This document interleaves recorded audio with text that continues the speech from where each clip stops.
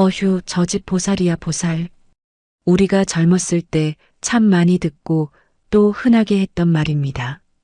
속 썩이는 남편 다 참아내고 자식들 뒷바라지하느라 뼈가 부서져라 일하고 시댁 식구들 수발까지 군말 없이 다 든 사람. 그런 사람을 보며 우리는 대단하다고 박수를 치고 칭찬했죠. 그런데 예순을 넘기고 일흔을 바라보는 지금 그 보살 같던 사람들은 과연 행복하게 살고 있을까요? 아니요. 남은 건 속병뿐입니다. 관절은 다 닳아 없어지고 마음에는 억울함만 첩첩산중으로 쌓여 밤마다 소리 죽여옵니다. 남들 보기에 번듯하고 희생적인 삶의 처참한 민낯. 그것이 바로 우리가 맹신했던 가짜 행복의 결말입니다. 그렇다면 나이 들어서 진짜 팔자 좋은 사람은 누구일까요? 돈이 아주 많아서 떵떵거리는 사람일까요? 자식이 판검사나 의사가 돼서 효도받는 사람일까요? 겉보기엔 참 그럴싸하죠.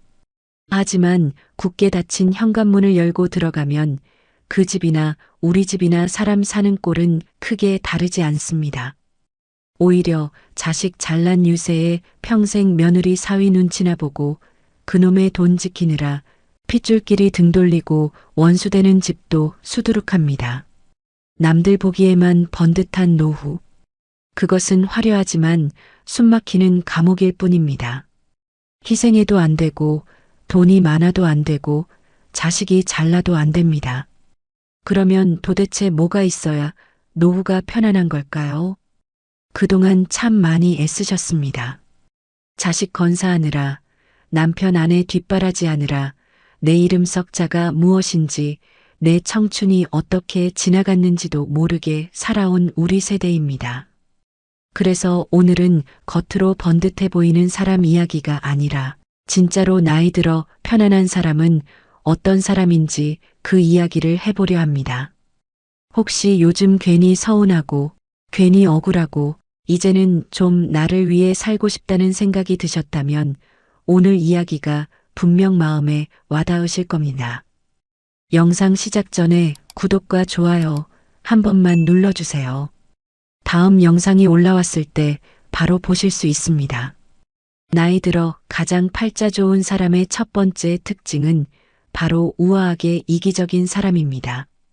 이 말이 참 낯설고 불편하게 들리실 수도 있습니다. 평생 헌신이라는 이름표를 목에 걸고 훈장처럼 여기며 살았던 우리 세대입니다. 좋은 엄마, 좋은 아내, 좋은 남편 소리 들으려고 내 속이 썩어 문드러지는 건 모른 척 덮어두고 살았죠. 자식 입에 들어가는 것만 봐도 배가 부르다며 정작 내 밥그릇은 항상 뒷전으로 밀어두었습니다. 그런데 예순이 넘고 일흔이 다 되어가는 지금 그 헌신의 결과가 어떠신가요? 내 뼈를 갈아바친 그 헌신이 나이가 들면 지독한 독이 되어 내 목을 조릅니다. 동네에서 만나는 영숙 씨 이야기입니다. 영숙 씨는 30 넘은 아들, 딸 결혼 자금 대주겠다고 칠순이 다 되어가는 나이에도 식당 주방에서 허리가 휘도록 일했습니다. 남들 다 해주는 전세금, 우리 애들 기죽일 수 없다며 밤낮 없이 파 마늘 까가며 악착같이 돈을 모았죠. 아들 전세금 보태주고 나니 이번엔 딸이 아이를 낳았네요. 맞벌이하는 딸 안쓰럽다고 남의 손에 손주 맡기면 애 정서에 안 좋다며 황혼 육아까지 자처했습니다. 아침 일찍 딸네 집으로 출근해서 청소하고 빨래하고 손주 업어 재우고 저녁 무렵 파김치가 되어 돌아오는 일상이 몇 년이나 이어졌습니다. 결과가 어땠을까요? 영숙 씨는 결국 무릎 연골이 다 닳아서 수술대에 올랐습니다. 그런데 병실에 누워있는 영숙 씨에게 자식들이 와서 위로는커녕 쏟아낸 말은 비수 그 자체였습니다. 엄마, 거기 누워있으면 우리 애는 당장 누가 봐? 사람 구할 때까지만 좀 참지. 왜 하필 지금 수술을 해가지고 사람을 이렇게 힘들게 만들어. 영숙 씨는 그날 병실 이불을 뒤집어 쓰고 소리 죽여 펑펑 울었습니다. 내 인생을 다 바쳤는데, 내 관절을 다 갈아 넣었는데 돌아오는 건 걱정이 아니라 당장 자기들 불편해진 것에 대한 짜증뿐이었으니까요. 처절한 배신감. 가슴이 천갈래 만갈래로 무너져 내리는 순간입니다. 우리가 자식에게 혹은 가족에게 내주는 마음의 한계선이 없으면 그들은 우리의 희생을 당연한 권리로 착각합니다. 내가 주면 줄수록 상대방은 고마워하기는커녕 더 크고 무리한 것을 요구하게 됩니다. 내 영혼의 밑동이 다 썩어가는 줄도 모르고 그저 퍼주기만 했던 어리석음. 이제는 그 질긴 사슬을 끊어내야 합니다. 여러 심리학 연구에 따르면 부모가 성인 자녀의 문제를 지속적으로 해결해주고 희생을 감수할 경우 자녀는 이를 당연한 것으로 여기게 됩니다. 부모의 도움을 생존을 위한 필수 자원처럼 인식하는 심리적 의존 구조가 형성되기 때문입니다. 이렇게 되면 자녀가 부모를 독립적이고 존엄한 인격체가 아니라 자신의 편의를 위한 도구처럼 대하게 되는 비극이 벌어집니다. 부모의 헌신이 길어지고 무조건적일수록 가족 간의 상호 존중은 무너지고 의존과 착취의 구조만 굳어집니다. 옛 철학자들은 타인의 욕구를 채워주기 위해 자신의 고통을 끝없이 인내하는 것이 미덕이 아니라 자아를 파괴하는 길이라고 경고했습니다. 인간의 본성은 무조건적인 헌신을 받을 때 감사하기보다는 오히려 그것을 지배와 통제의 기회로 삼으려 한다는 것입니다. 우리의 삶을 가을나무에 비유해 볼까요? 나무가 매서운 겨울의 추위를 살아남기 위해 가장 먼저 하는 생존 본능은 무엇일까요? 바로 수분을 잔뜩 머금은 여름 내내 자신을 치장했던 그 무성한 잎사귀들을 땅으로 모두 떨어뜨리는 일입니다. 만약 나무가 그 잎을 끝까지 끌어안고 있다면 어떻게 될까요? 잎에 남은 수분 때문에 겨울의 한파의 줄기까지 꽁꽁 얼어붙어 나무 전체가 말라 죽어버리고 맙니다. 나이 들어 평안해지려면 우리도 가을나무처럼 무거워진 가족이라는 잎사귀를 하나둘 과감히 떨궈내야 합니다. 냉정하고 매정해 보일지 몰라도 그것이 내가 살고 결국 가족도 사는 유일한 자연의 섭리이자 지혜입니다. 그러니 이제는 단호하게 선을 그어야 합니다. 우아하게 이기적이라는 건 남에게 피해를 주거나 악독하게 굴겠다는 뜻이 결코 아닙니다.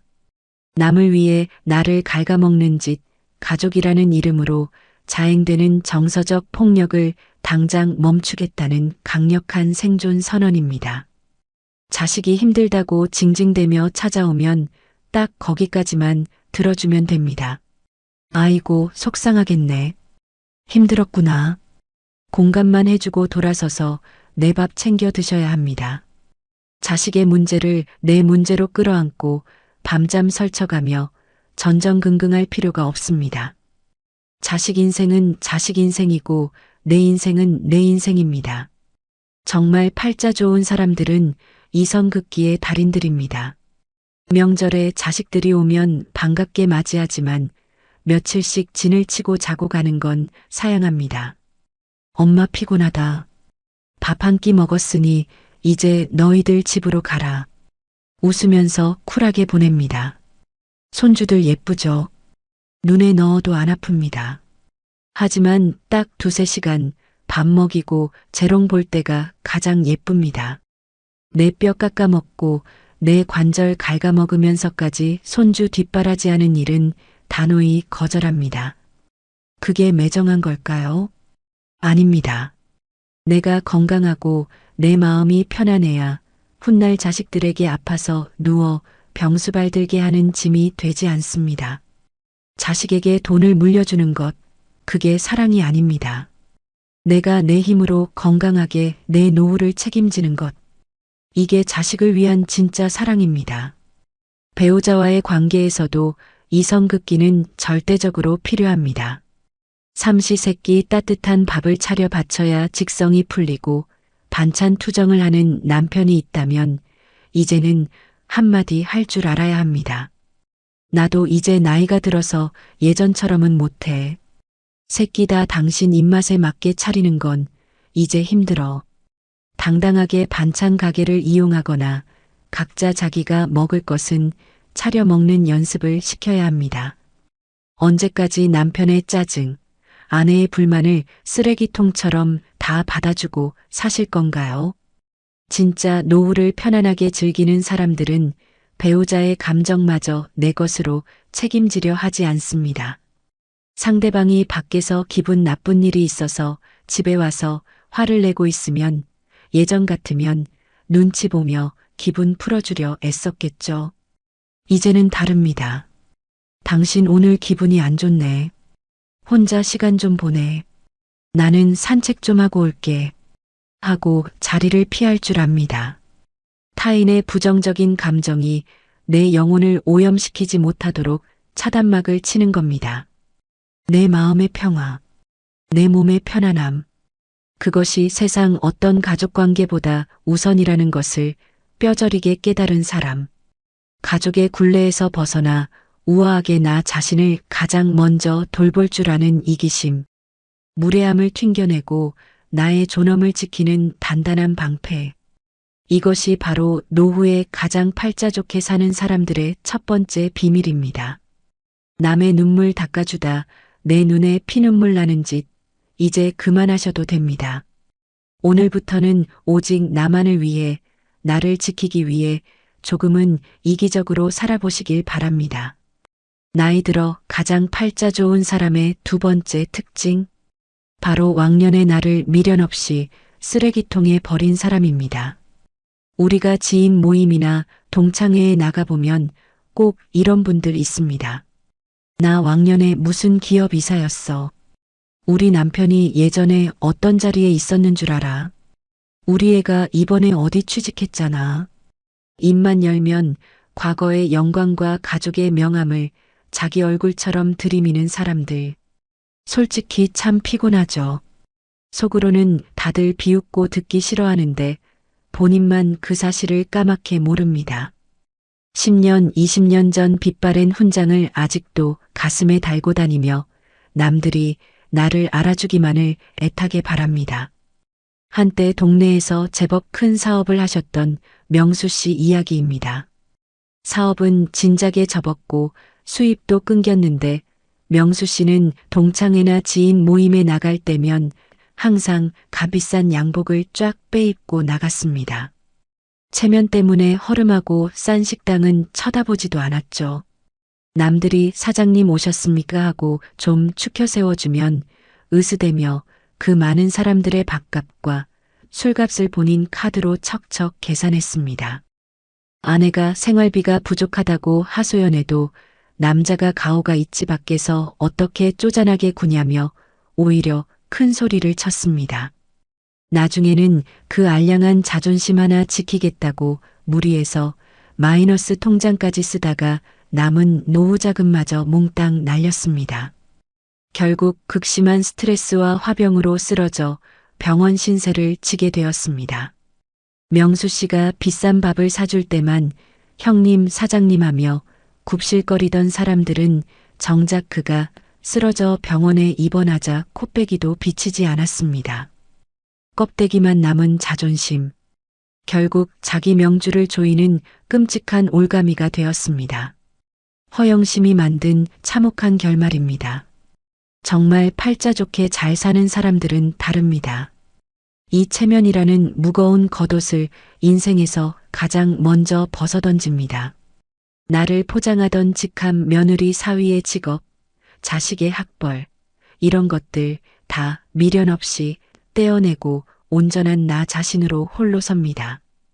동네 시장에서 10,000원짜리 편한 고무줄 바지 사입고 낡은 시장 골목 식당에서 6,000원짜리 국밥 한 그릇을 먹어도 누가 뭐라든 내 입맛에 맞으면 그만입니다. 더 이상 남에게 잘 보일 필요가 없으니 삶이 깃털처럼 가벼워집니다. 지하철에서 경로우대 카드를 찍을 때도 늙은 티 난다며 부끄러워하기는커녕 나라에서 주는 혜택이라며 싱글벙글 웃을 줄 아는 넉넉한 여유. 이것이 진짜 인생을 통달한 승자의 모습입니다. 여러 뇌과학 연구에 따르면 타인과의 비교에 집착하고 체면을 중시할수록 스트레스 호르몬인 코르티솔 분비가 증가합니다. 이 코르티솔이 장기간 과다 분비되면 기억력을 담당하는 뇌 영역에 부정적 영향을 미쳐 인지 기능 저하로 이어질 수 있습니다. 과거의 직함이나 사회적 지위에 얽매이는 행동은 단순한 허영심의 문제가 아닙니다. 남의 시선에 갇혀 끊임없이 자신을 증명하려는 강박은 스스로 뇌세포를 파괴하고 노화의 시계를 앞당기는 자의 행위와 같습니다. 정신분석학자 도널드 위니콧은 타인의 기대에 부응하기 위해 만들어낸 가짜 껍데기를 거짓 자아라고 명명했습니다. 이 거짓 자아를 지키려다 진짜 내면의 생명력을 잃어버리는 비극이 일어납니다. 체면을 지키려다 건강을 잃고 스스로를 파괴한다는 것은 심리학적으로 명백한 사실입니다. 속 빈강정이 소리만 요란하다는 옛말이 틀린 게 하나 없습니다. 속에 든 것이 없고 현재의 삶이 불안할수록 과거의 훈장과 남의 시선에 집착하기 마련입니다. 로마 시대의 철학자 세네카는 타인의 인정에 기대어 사는 삶은 노예의 삶과 다를 바 없다고 통찰했습니다. 나의 행복과 불행을 남의 혓바닥 위에 올려놓는 것만큼 어리석고 위험한 짓은 없다는 뜻입니다. 망망대해를 항해하던 배가 끔찍한 폭풍우를 만나 침몰할 위기에 처하면 가장 먼저 무엇을 해야 할까요? 배에 실린 무거운 짐부터 거친 바다로 미련 없이 던져버려야 합니다. 그 짐이 아무리 값비싼 황금이라도 목숨보다 귀할 수는 없으니까요. 내 인생에 남은 항해를 무사히 마치려면 과거의 나라는 무거운 짐부터 물 밖으로 던져야 합니다. 내가 예전에 누군데, 내가 얼마나 배운 사람인데, 내가 왕년에 얼마나 잘 나갔는데, 이 무거운 자만심의 닻을 끊어내지 않으면 배는 한 발짝도 앞으로 나아가지 못하고 결국 검은 바닷속으로 가라앉습니다. 중학교 교장 선생님으로 정년 퇴임하신 순자 씨의 삶은 참으로 지혜롭습니다. 평생 대접받고 가르치는 자리에 있었지만 퇴직 후에는 그 권위 의식을 완전히 내려놓았습니다. 요즘 순자 씨는 동네 복지관에서 30대 강사에게 스마트폰 영상 편집을 배우며 연신 고개를 끄덕입니다. 강사가 답답해하며 같은 것을 여러 번 설명해도 기분 나빠하지 않고 내가 늙어서 머리가 굳었네, 선생님 한 번만 더 알려줘요 하며 호탕하게 웃습니다. 젊은 시절의 날 성권위는 온데간데 없고 둥글둥글한 사람 냄새만 남았습니다. 과거의 빛나는 타이틀을 지키려고 애쓰는 대신 실수투성이인 늙어가는 현재의 자신을 너그럽게 껴안은 겁니다. 그 덕분에 순자 씨의 얼굴에는 팽팽했던 젊은 시절보다 훨씬 더 깊고 평온한 미소가 번집니다. 냉정하게 들리시겠지만 세상 사람들은 내 과거에 아무런 관심이 없습니다.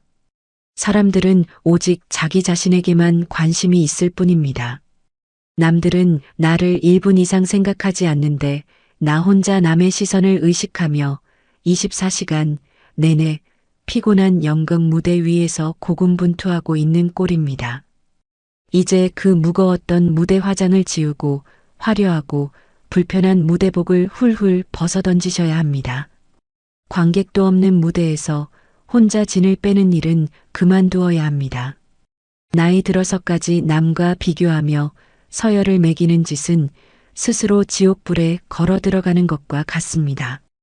동창회에 가서 누구 집이 몇 평이네, 누구 차가 외제차네, 누구 자식이 대기업에 들어갔네 하며 속을 끓일 필요가 전혀 없습니다. 저 사람은 저렇게 사는 거고 나는 내 식대로 내 형편에 맞게 편하게 살면 그만입니다. 남의 떡이 커 보이면 그 떡을 보지 말고 내 손에 든 소박한 떡을 맛있게 베어 물면 됩니다. 남과 비교하지 않는 삶. 남에게 내 가치를 억지로 증명할 필요가 없는 삶.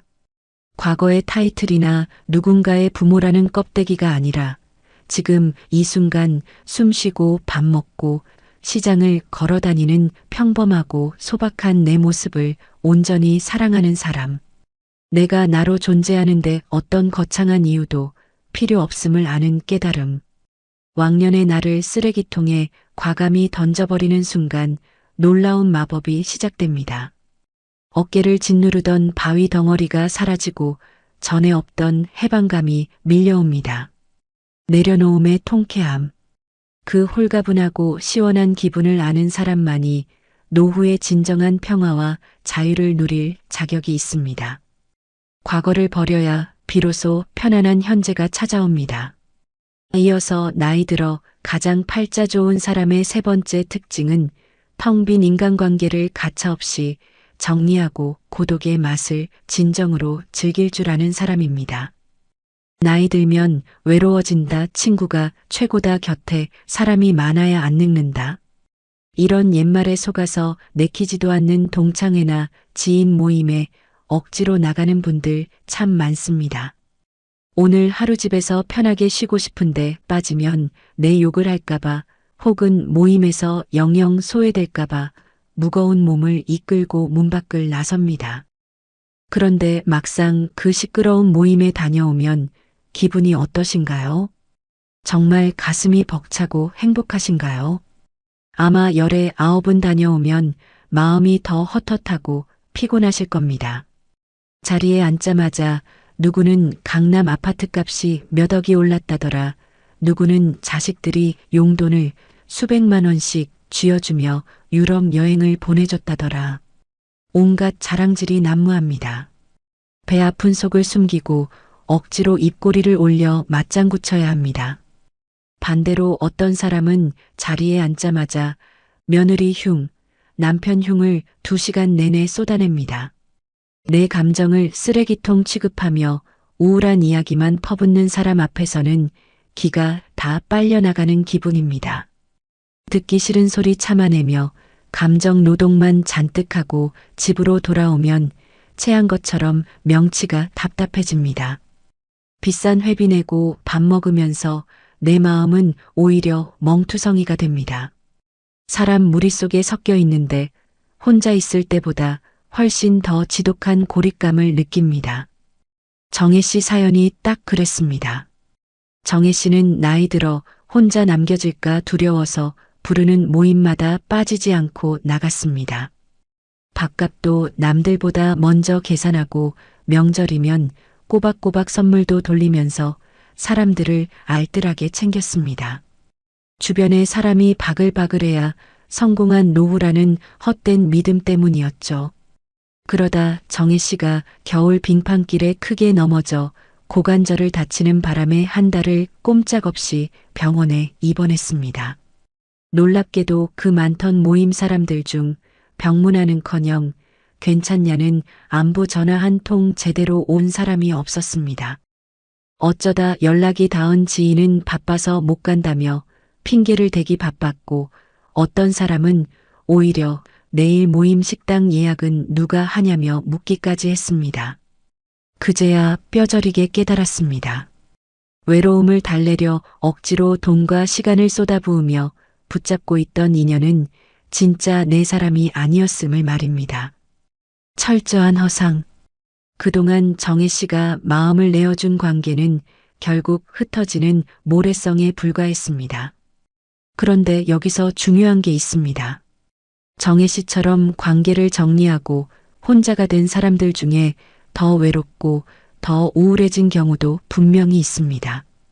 인간관계를 끊었는데 오히려 삶이 더 황폐해진 거죠. 왜 그럴까요? 관계를 정리하는 것과 고독을 즐기는 것은 완전히 다른 문제이기 때문입니다. 가짜 관계를 끊어낸 자리에 진짜 나 자신을 채워넣지 않으면 그 빈자리는 공허함으로 썩어 들어갑니다. 사람을 끊었으면 그 시간에 나를 돌봐야 합니다. 혼자 있는 시간을 견디는 게 아니라 혼자 있는 시간을 누리는 법을 배워야 합니다. 하버드 대학교에서 1938년부터 80년이 넘게 진행해 온 성인 발달 연구가 있습니다. 수백 명의 삶을 추적 관찰한 이 연구의 결론은 명확합니다. 행복한 노후를 결정하는 것은 아는 사람의 숫자가 아니라 관계의 깊이라는 것입니다. 정서적 교감이 없는 피상적인 모임에 억지로 참여할수록 오히려 고립감과 우울감은 커집니다. 불필요한 인맥을 유지하기 위해 타인의 기분을 맞추고 자신을 포장하며 소모하는 감정적 에너지는 노년의 심리적 자원을 고갈시키는 가장 치명적인 원인입니다. 인간관계의 폭을 넓히는 것이 아니라 깊이가 없는 관계를 과감히 축소하는 것이 정서적 안정에 필수적이라는 것이 이 연구의 결론입니다. 양방향으로 마음이 오가지 않는 억지 인연은 스트레스 호르몬을 증가시켜 면역력까지 떨어뜨립니다. 고대 로마의 스토아 철학자들은 군중 속에 휩쓸려 자신의 본성을 억누르는 삶을 경계했습니다. 수많은 사람들이 고독을 무섭고 쓸쓸한 질병처럼 여깁니다. 혼자 밥을 먹거나 혼자 산책하는 것을 남들이 처량하게 볼까봐 극도로 두려워하죠. 하지만 고독은 피해야 할 전염병이 아닙니다. 오히려 외부의 시끄러운 소음을 차단하고 내면의 목소리에 온전히 귀를 기울일 수 있는 최고급 휴식입니다. 혼자 있는 시간을 견디지 못하고 끊임없이 사람 무리에 숨어드는 것은 자신의 삶을 타인의 평가에 통째로 맡겨버리는 비겁한 도피와 같습니다. 진짜 팔자 좋은 사람들은 이 원리를 본능적으로 압니다. 그래서 당장 휴대폰 연락처부터 가차없이 정리합니다. 1년 내내 먼저 연락 한 번 안 오는 사람, 만나면 자기 자랑만 늘어놓는 사람, 내 약점을 교묘하게 찌르며 깎아내리는 사람, 남의 험담을 안주 삼아 즐기는 사람들, 손가락 하나로 미련 없이 차단 버튼을 누릅니다. 욕먹을까 두려워하지 않습니다. 나를 무례하게 대하는 사람에게까지 좋은 사람으로 남을 필요는 없으니까요. 이것은 인간관계의 가지치기입니다.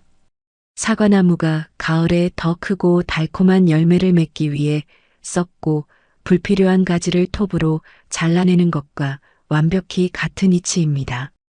썩은 가지를 잘라낼 때는 아프고 앙상해 보이지만 그 상처가 아물고 나면 나무는 온전한 영양분을 꼭 필요한 생명줄기로 보내어 모진 겨울을 이겨내고 훨씬 더 단단하게 자라납니다.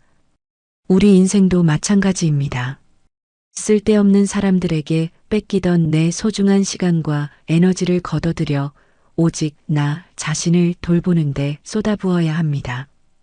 외로움과 고독은 겉보기엔 비슷해 보여도 그 뿌리부터가 완전히 다른 말입니다. 외로움은 남이 나를 알아주지 않아서 생기는 텅 빈 고통입니다. 늘 타인의 관심에 굶주려 있는 결핍의 상태입니다. 하지만 고독은 내가 나를 온전히 알아주기 때문에 생기는 꽉 찬 평화입니다. 다른 누구의 인정도 필요 없이 나 자신만으로 충만한 상태. 이것이 고독이 주는 진짜 선물입니다. 혼자 밥을 먹는다고 처량해야 할 필요가 전혀 없습니다. 내가 먹고 싶은 반찬을 남의 눈치 안 보고 내 씹는 속도에 맞춰 천천히 음미하는 오롯한 자유의 시간입니다. 의미 없는 수다를 떠느라 진을 빼는 대신 고요한 거실에 앉아 따뜻한 둥글레차 한 잔을 마시며 창밖의 바람 소리에 귀를 엽니다. 책을 읽다 스르르 낮잠이 들어도 깨우거나 눈치 주는 이 하나 없는 완벽한 평온. 이 고독의 달콤한 맛을 한번 제대로 맛본 사람은 다시는 시끄럽고 가식적인 가짜 관계 속으로 돌아가지 않습니다. 내 마음이 두 다리 쭉 뻗고 쉴 수 있는 가장 안전하고 튼튼한 집. 그 집은 타인의 얄팍한 인정이나 북적이는 모임이 아니라 오직 홀로 걷는 고독 속에서 내 손으로 벽돌을 쌓듯 지어집니다. 텅 빈 관계를 쓸어버린 자리에 진짜 내 삶의 평화가 찾아옵니다. 나이 들어 가장 팔자 좋은 사람의 네 번째 특징. 남이 아닌 과거의 나를 진심으로 용서한 사람입니다. 밤에 잠자리에 누우면 온갖 후회가 파도처럼 밀려오지 않으신가요? 불 꺼진 천장을 바라보며 가만히 숨을 고르다 보면 예실들이 불쑥불쑥 튀어나와 가슴을 찌릅니다. 그때 그 땅을 샀어야 했는데, 그때 그 인간을 만나지 말았어야 했는데, 그때 자식에게 모진 말을 하지 말고 한 번 더 안아줄걸. 꼬리에 꼬리를 무는 자책과 후회가 무거운 돌덩이가 되어 가슴을 답답하게 짓누릅니다. 뒤척이다 보면 어느새 창밖이 희끄무레하게 밝아오는 날이 하루 이틀이 아니죠. 우리는 남의 잘못은 시간이 지나면 훌훌 털고 용서하면서도 유독 나 자신의 과거에 대해서는 한없이 가혹합니다. 나이 들수록 그 자책의 강도는 눈덩이처럼 불어나 내 목을 졸라옵니다. 동네에서 30년 넘게 작은 미용실을 하셨던 미숙 씨 이야기입니다. 미숙 씨는 아들이 40이 다 되어가는데도 여전히 아들 앞에서는 죄인처럼 눈치를 보며 굽실거립니다. 아들이 고등학교 3학년이 되던 해 남편이 서지 말아야 할 보증을 잘못 써서 집안이 완전히 풍비박산이 났습니다. 남들 다 다니는 학원 한번 제대로 못 보내고 대학 진학도 포기시킨 채 아들을 쫓기듯 공장으로 취업시켜야 했습니다. 미숙 씨는 아들이 직장에서 승진에 밀리거나 며느리와 돈 문제로 부부싸움을 하고 올 때면 며칠을 밥도 못 먹고 알아눕습니다. 내가 못나서 내 새끼 인생이 저렇게 꼬였다는 자책감, 나를 만나서 내 자식 팔자까지 흙구덩이에 처박혔다는 지독한 죄책감, 평생 독한 파마약을 맨손으로 만지며 일하느라 굽어버리고 갈라진 손가락보다 미숙 씨를 더 처절하게 아프게 한 건 바로 매일 밤 자신을 찌르는 자책의 칼날이었습니다. 지나간 30년의 세월을 하루도 빠짐없이 후회하며 자신을 감옥에 가두고 지옥불에 태우며 살아온 겁니다. 불타는 숯덩이를 맨손으로 꽉 쥐고 있는 것과 같습니다. 그 뜨거운 숯덩이를 쥐고 있으면 가장 먼저 그리고 가장 깊게 화상을 입는 사람은 바로 나 자신입니다. 지나간 과거의 실수를 후회하며 스스로를 미워하는 감정은 내 영혼과 육체를 새카맣게 태워버리는 세상에서 가장 지독한 형벌입니다. 심리학과 의학 연구에 따르면 과거의 실패에 대해 지속적으로 자책하는 사람들은 체내 염증 수치가 높아지는 경향이 있습니다. 만성적인 염증은 혈관을 손상시키고 세포 노화를 촉진하는 요인으로 알려져 있습니다. 결과적으로 생물학적 수명을 갉아먹는 치명적인 요인으로 작용합니다. 반대로 과거의 자신을 이해하고 용서하는 능력이 높은 사람들은 스트레스 상황에서도 몸이 빠르게 안정화되어 면역력이 높아진다는 사실도 확인되었습니다. 스스로를 향한 가혹한 잣대를 거두고 지나온 삶의 굴곡을 있는 그대로 수용하는 태도는 단순한 마음의 위안을 넘어 신체 세포를 회복시키고 생명을 연장하는 가장 강력한 치료제입니다. 이와 관련된 아주 유명한 옛날 이야기가 하나 있습니다.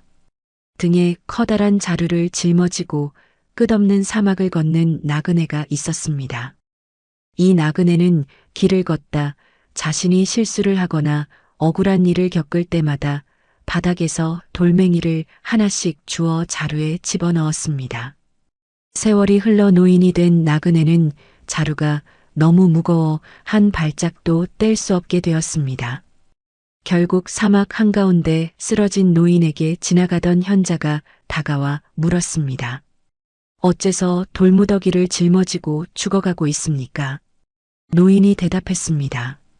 이것은 내 인생의 후회와 실수들입니다.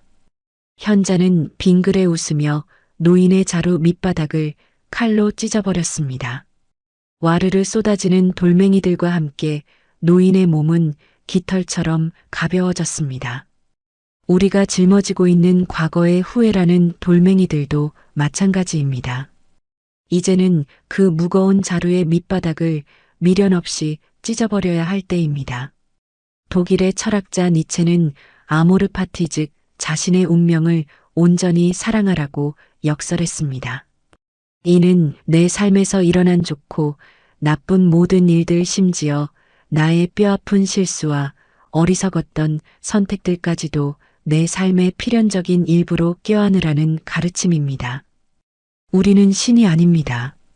앞날을 훤히 내다보고 항상 정답만 고를 수 있는 사람은 이 세상에 단 한 명도 존재하지 않습니다. 그때의 나는 그것이 최선이라고 믿었습니다. 지금 60, 70 평생을 살아오며 지혜를 얻은 내가 20, 30대의 어리고 어리석었던 나를 가혹하게 혼낼 자격은 없습니다. 그때의 나는 참 서툴렀고 두려웠고 세상 물정에 무지했을 뿐입니다. 살아남기 위해 혹은 가족의 입에 밥 한 숟갈이라도 더 넣어주기 위해 바들바들 떨며 벼랑 끝에서 내렸던 절박한 선택들이었을 겁니다. 진짜 팔자 좋은 사람들은 이 사실을 온몸으로 깨달은 사람들입니다.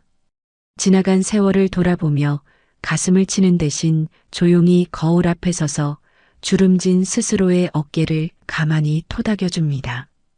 참 애썼다. 그 험난한 세월 모진 풍파 온몸으로 다 맞아가며 여기까지 살아내느라 정말 고생 많았다. 이만하면 참 훌륭하게 잘 버텼다. 이렇게 나에게 진심 어린 위로와 화해의 손길을 내밉니다. 후회라는 무겁고 차가운 감옥에서 스스로 걸어 나와야 합니다. 남을 용서하는 것보다 100배, 1000배는 더 고통스럽고 어려운 일이 바로 나 자신을 용서하는 일입니다. 하지만 이 가장 어려운 숙제를 해내야만 우리는 남은 생을 온전히 숨쉬며 웃으며 살아갈 수 있습니다. 완벽하지 않았기에 오히려 더 눈물겹고 기특한 내 인생. 그 상처투성이의 역사를 부끄러워하지 않고 온전히 긍정하고 껴안게 될 때 비로소 우리의 노후는 그 어떤 황금보다 찬란하고 평온하게 빛나기 시작합니다. 과거의 나를 기꺼이 용서하는 일. 그것이 메마른 노후를 적시는 진정한 구원입니다. 나이 들어 가장 팔자 좋은 사람의 마지막 5번째 특징. 바로 일상의 사소한 통제감을 꽉 쥐고 존엄하게 저무는 사람입니다. 우리는 흔히 노후의 행복이 외부에서 온다고 믿으며 살아왔습니다. 자식들이 주말마다 손주들을 데리고 찾아와 집안이 시끌벅적해지는 것. 기념일이면 값비싼 식당에서 대접을 받고 용돈 봉투를 받는 것. 친구들과 해외여행을 다니며 멋진 사진을 남기는 것. 물론 이런 것들도 기분 좋은 일입니다. 하지만 남이 만들어주는 행복은 내 마음대로 조절할 수가 없습니다. 자식이 바빠서 못 오면 그날 하루는 지옥이 됩니다. 친구가 약속을 취소하면 순식간에 버려진 것처럼 우울해집니다. 내 기분과 내 하루의 주도권을 남의 손에 통째로 넘겨주고 처분만 기다리는 수동적인 살. 혜숙 씨도 몇 년 전까지만 해도 주말 내내 거실 소파에 앉아 휴대폰만 뚫어지게 쳐다보며 살았습니다. 아들, 딸에게서 언제 전화가 오려나 목을 빼고 기다렸죠. 해가 뉘엿뉘엿 지고 창밖이 어둑해질 때까지 아무 연락이 없으면 가슴에 구멍이 뚫린 것처럼 허무했습니다. 그럴 때면 입맛도 없다며 찬밥에 물을 말아 대충 훌훌 마시고 억지로 잠을 청했습니다. 남이 나를 챙겨주지 않으면 스스로를 방치하며 학대했던 겁니다. 하지만 지금의 혜숙 씨는 완전히 달라졌습니다. 주말 아침이면 누구의 연락을 기다리는 대신 창문을 활짝 열고 환기를 시킵니다. 그리고 오직 나 자신만을 위해 보글보글 된장찌개를 끓입니다. 반찬 통째로 꺼내 먹지 않고 예쁜 접시에 반찬을 정갈하게 옮겨 담습니다. 따뜻한 밥 한 숟갈을 떠먹으며 좋아하는 텔레비전 연속극을 봅니다. 밥을 다 먹고 나면 예쁜 찻잔에 커피를 타서 베란다 의자에 앉아 햇볕을 쬐입니다. 자식이 오든 말든 친구가 부르든 말든 혜숙 씨의 하루는 이미 평온하고 완벽하게 채워져 있습니다. 거창한 이벤트가 아니라 내 손으로 끓인 찌개 한 냄비, 나를 대접하는 단정한 식탁, 그 소박함 속에서 진짜 자유를 찾은 겁니다. 1970년대 미국의 심리학자 엘렌 랭어 교수가 요양원에서 진행한 유명한 실험이 있습니다. 연구팀은 노인들을 두 그룹으로 나누어 한 그룹에는 화초 가꾸기, 영화 관람 시간 선택 등 일상의 아주 사소한 일들을 스스로 결정하게 하고 다른 그룹은 모든 것을 직원이 알아서 제공하도록 했습니다. 결과는 놀라웠습니다. 일상의 작은 결정권을 스스로 행사한 그룹은 그렇지 않은 그룹에 비해 건강 상태와 활력이 훨씬 좋았고 우울증 발병률도 현저히 낮았습니다. 인간의 뇌는 외부에서 주어지는 거대한 수동적 기쁨보다 아주 작더라도 내가 내 의지로 선택하고 행동할 때 훨씬 더 활성화됩니다. 즉, 일상의 주도권을 쥐는 행위는 단순한 기분 전환이 아니라 노화의 속도를 늦추고 생명력을 연장하는 가장 강력한 방어 기제입니다. 고대 로마의 스토아 철학자 에픽테토스는 우리가 통제할 수 없는 외부의 일에 매달리는 자는 필연적으로 불행해질 것이며 오직 우리가 통제할 수 있는 내면의 선택에 집중하는 자만이 진정한 자유를 얻는다고 말했습니다. 자식이 나에게 효도할지 말지 남들이 나를 어떻게 평가할지는 내가 어찌할 수 없는 남의 영역입니다. 그 통제 불가능한 영역에 목숨을 걸면 매일이 불안하고 서운할 수밖에 없습니다. 하지만 오늘 점심에 무엇을 먹을지, 산책은 어느 길로 갈지, 어떤 책을 읽을지는 온전히 내 권한입니다. 이 작은 내 영토를 단단하게 지키는 일, 이것이 바로 인간으로서의 존엄을 지키는 가장 확실한 방법입니다. 나이 들어 팔자 좋은 사람은 거대한 배를 타고 남에게 키를 맡긴 채 파도에 이리저리 휩쓸리는 사람이 아닙니다. 비록 작고 낡은 나룻배일지라도 내 손으로 직접 노를 쥐고 내가 원하는 방향을 향해 묵묵히 물살을 가르는 사람입니다. 거센 비바람이 몰아치면 잠시 노를 내려놓고 비를 피하고 햇살이 비치면 젖은 돛을 말리며 여유롭게 콧노래를 부르는 뱃사공. 그 단단한 자립심. 이제 우리는 나이 들어 팔자가 좋다는 말의 의미를 완전히 새로 써야 합니다. 평생 가족을 위해 피눈물 흘리며 참아왔던 그 징글징글한 헌신을 과감하게 끊어내고 우아하게 나를 먼저 챙기는 이기심. 왕년에 내가 어땠는데 하며 껍데기뿐인 자존심과 남의 시선을 미련 없이 쓰레기통에 던져버리는 용기. 내 감정을 갉아먹는 가짜 인간관계의 썩은 가지를 가차없이 잘라내고 홀로 있는 고독에 꽉 찬 평화를 즐기는 단단함. 지난 세월의 후회와 자책이라는 무거운 돌덩이를 찢어버리고 못나고 서툴렀던 과거의 나를 진심으로 안아주는 너그러움. 그리고 매일 아침 내가 먹을 밥상을 정성껏 차려내며 일상의 작은 통제감을 꽉 쥐고 존엄하게 살아가는 태도. 이 5가지를 갖춘 사람이야말로 진정으로 축복받은 노후를 걷고 있는 인생의 승리자입니다. 여기까지 걸어오시느라 참 많이 애쓰셨습니다. 자식 건사하고 남편 아내 뒷바라지하며 비바람 맞느라 닳고 다른 여러분의 손마디. 그 거칠어진 손을 이제는 스스로 어루만져 주어야 할 때입니다. 남들이 뭐라 하든 남의 눈치 보지 마세요. 내 인생의 주인공은 언제나 나 자신입니다. 오늘부터는 무조건 내 마음이 편안한 것을 최우선으로 두고 사셨으면 좋겠습니다. 맛있는 것이 있으면 남겨두지 말고 내 입에 먼저 쏙 넣으세요. 예쁜 옷이 있으면 아끼지 말고 오늘 당장 꺼내 입고 동네 한 바퀴를 당당하게 걸어보세요. 이기적이라는 소리를 들어도 괜찮고 친구가 조금 줄어들어도 아무 문제 없습니다. 내가 나를 세상에서 가장 귀하게 대접할 때 내 삶도 비로소 나에게 가장 다정하고 평화로운 얼굴을 보여줄 것입니다. 남은 시간 오직 나를 위해 크고 환하게 웃으며 사시기를 진심으로 바랍니다. 오늘 영상에서 가장 마음에 와닿은 이야기가 있으셨나요?